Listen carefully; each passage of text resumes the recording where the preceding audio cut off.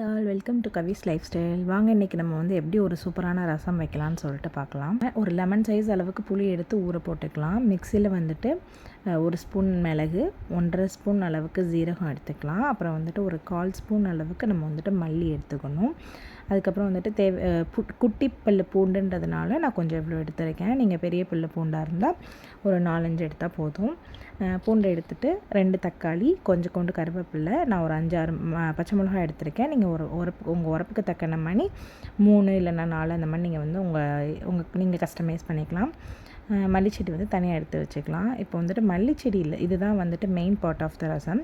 இதில் வந்து நம்ம வந்து என்ன பண்ண போகிறோம்னா, மல்லிச்செடியை வந்து 3ஆக வந்துட்டு பிரிக்க போகிறோம். ஃபர்ஸ்ட் பார்ட்டை ஒன்று தனியாக, செகண்ட் பார்ட் தனியாக, தேர்ட் பார்ட் தனியாக மணி பிரிக்க போகிறோம். அந்த தண்டு பாட்டை வந்துட்டு நம்ம அரைக்கிறப்ப இது கூட சேர்ந்து அரைக்க போகிறோம். அது ரொம்ப வாசம் கொடுக்கும். நெக்ஸ்ட் எப்போயுமே தக்காளி வெட்டுறப்போ வந்துட்டு அந்த ஒயிட் வந்துட்டு எடுத்துகிட்டு தான் நம்ம வந்துட்டு கட் பண்ணணும். ஸோ அதை கட் பண்ணி போட்டுக்கலாம்.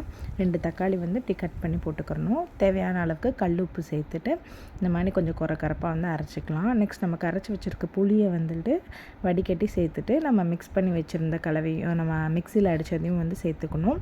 நெக்ஸ்ட் நம்மளோட 2வது பார்ட் ஆஃப் த மல்லிச்செடியை எடுத்து இதில் வந்து போட்டு கலக்கிக்கலாம். இப்போயுமே உங்களுக்கு வந்து தேவையான அளவுக்கு நீங்கள் உப்பு பார்த்துட்டு கொஞ்சோண்டு சால்ட் உப்பு வந்து போட்டுக்கலாம். நெக்ஸ்ட் வந்துட்டு அடுப்பில் வந்து கடாய் வச்சுட்டு அதில் 1 ஸ்பூன் அளவுக்கு ஆயில் விட்டுட்டு கடுகு, ஜீரகம், மஞ்சத்தூள், கொஞ்சோண்டு பெருங்காயத்தூள் விட்டுக்கலாம். பெருங்காயத்தூள் வந்து காமிக்கல, சாரி. நெக்ஸ்ட் வந்துட்டு வத்தல், அப்புறம் கருவேப்பிலை விட்டுக்கலாம்.